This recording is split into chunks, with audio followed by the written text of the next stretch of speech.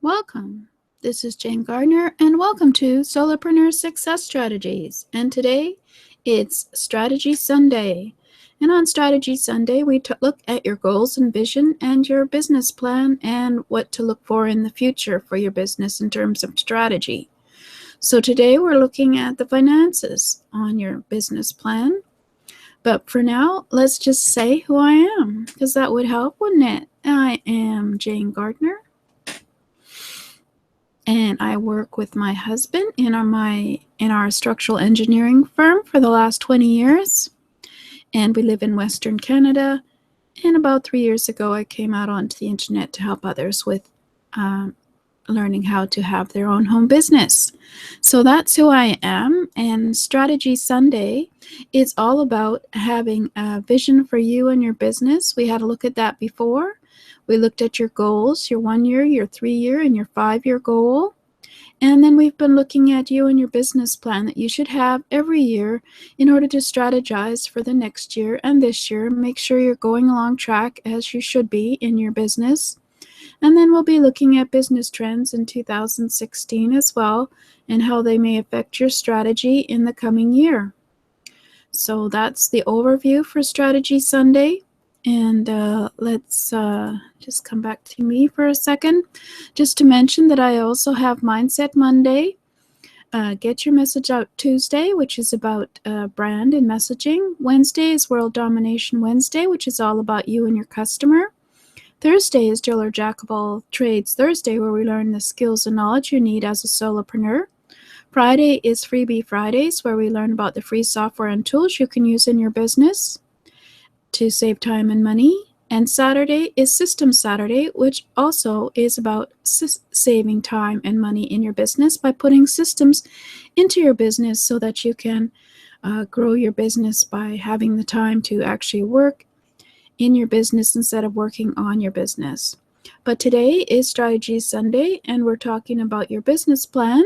So let's have a look at Strategy Sunday's business plan.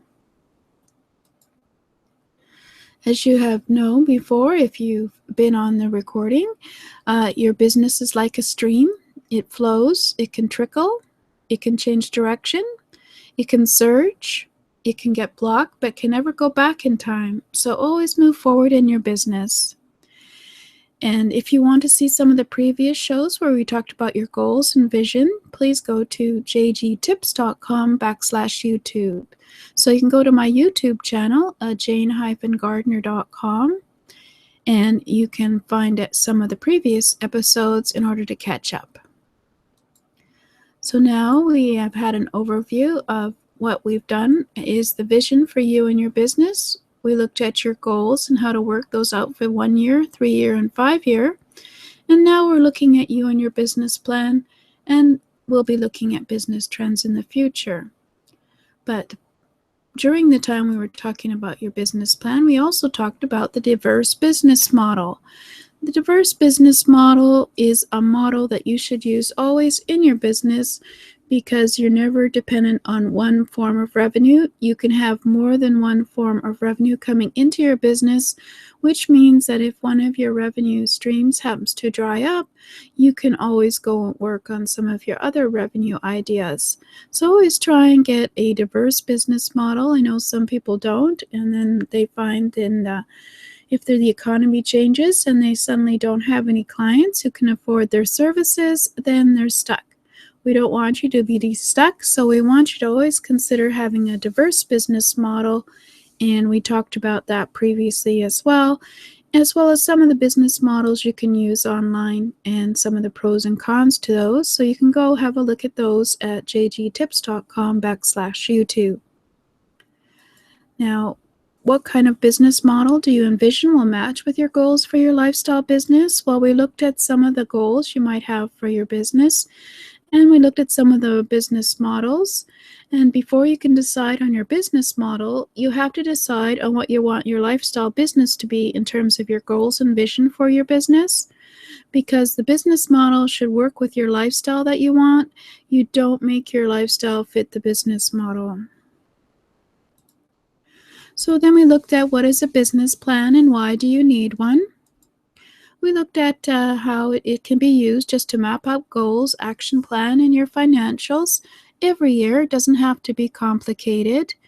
You can also use it for getting funding if you wish, whether it's from the bank or from your family and friends. It's always good to have a business plan so people can see what direction you're going. It also helps you get your business organized, and it also helps you to see where you're going, of course. And in a business plan, it's always good to start with your business model description. We had a look at that. And then we also would like to look at having a unique value proposition to differentiate yourself from your competitors. And we have to look at your short and long-term business goals and put those in there for the year. And your marketing plan is always important to put in there so that people can see that you have a good marketing plan. And then an action plan, so how you're going to put your business into action. And we talked last week about testing that. And then, of course, there's the financial forecast and budget, which are the key components of a business plan. So last week we looked at how to schedule out your business plan for ultimate success. And we decided that we would need to lay out your tasks on how to start your business in a logical order. And you start with your end result and then work backwards. And then you test it.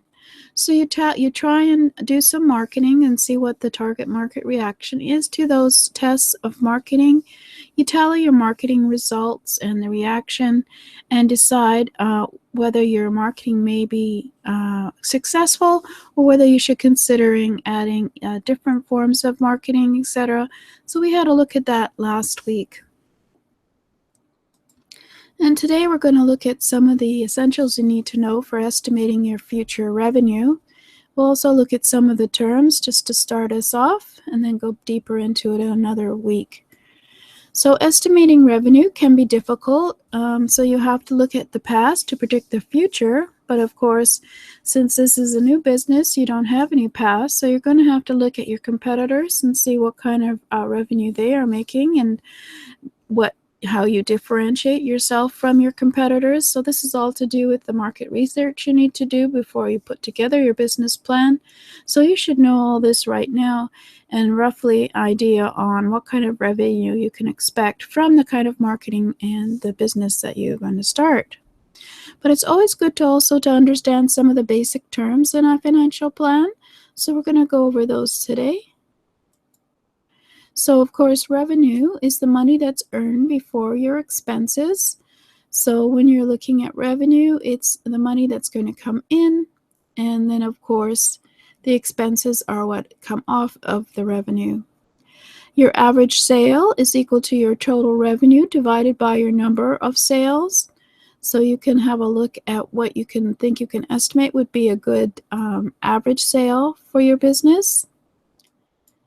And your average revenue would be the average amount paid for each sale times the number of sales.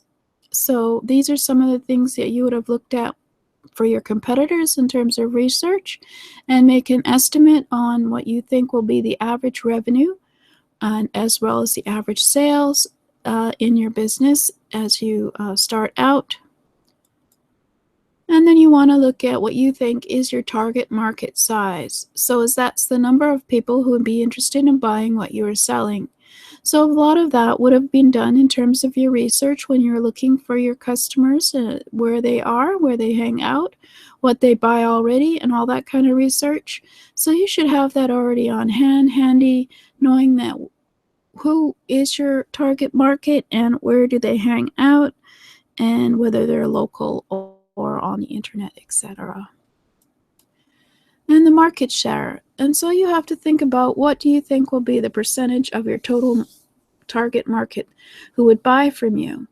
So this, of course, is a guesstimate.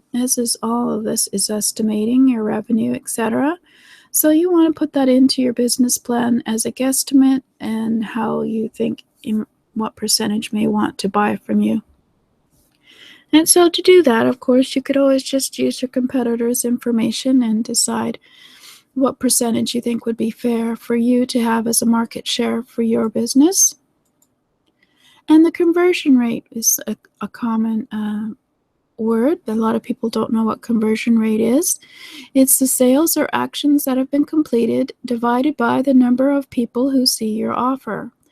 So, for example, if you have 100 people who look at your offer and only 10 of them buy your offer, then that's 10% conversion, which is quite high. And you can usually look at a 2 or 3% conversion. So 2 or 3 people have bought out of 100 who see your offer. And of course, this is all estimated, your conversion rate. And of course, you use a lot of your competitor research, as well as your marketing research that you did as a test before you started. So tips for estimating your revenue. There are 3 tips to help guide you on estimating your revenue. You don't go with your gut, obviously. You go and you get facts and figures before making decisions. So you go and have a look at your market and get some statistics and research from your competitors and from the business model that you're working with to get some idea on what the facts and figures might be in terms of the conversions and the sales in your market. And of course, as I mentioned before, you take a history lesson. You find out as much as possible from people who have done what you want to do. So you go out and you do your research. You go talk to your competitors. You go talk to the people who have done the business before and see what they have had a success. And of course, you go and look at some of the target market information that you might find as white papers, etc., from various statistical information depending on your business. And of course, as I mentioned, it's only an estimate, so you don't worry about precision. So you just go with your best guess based on the facts that you have. So you're going to be writing all your target market and who your competitors are, as well as what the market share might be in terms of percentage as a guesstimate, and work with it that way. So then you put it all together by plotting your estimated revenue each month for each project and get a yearly estimate, and then go back periodically and update. So in the end, you're always guessing, but as you get more experienced in your business, after a few years, you'll be able to estimate your revenue each month as you do a new project from your experience and from the history of your business.